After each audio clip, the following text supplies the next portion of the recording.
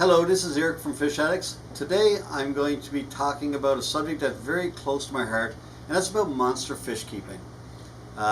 Yes, I keep monster fish. They've always been a part of my passion, my dream since I was a child. But for the average aquariumist, I suggest that you stay clear of monster fish.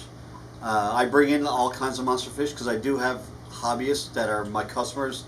Some of my guys are running up to 10,000 gallon tanks, which they can handle some pretty big fish in there. But for the average guy, please don't go getting monster fish thinking that, well, I have a 100-gallon tank, no problem, I'll keep a red tail. When he gets too big, I'll just get rid of him. That's the wrong way of thinking. This is not a trade-in thing like a video game where you have it for a while and then, oh, well, I'll just get rid of somebody else's thing.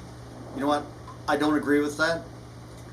Anytime I take on an animal myself, I'm prepared to take it to the next step.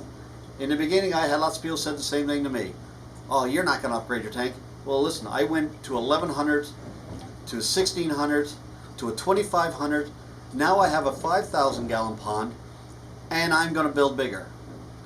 But I'm willing to do what it takes, and I'm in a situation I can do it. But for the average guy, you know what?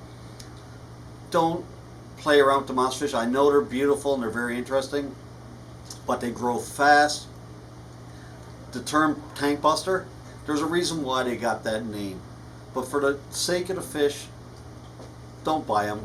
You know what? You can come into a store like this, you can look at them, you can go to your local zoo or aquarium. They probably have these monsters in there that you get to actually appreciate and enjoy without the workload.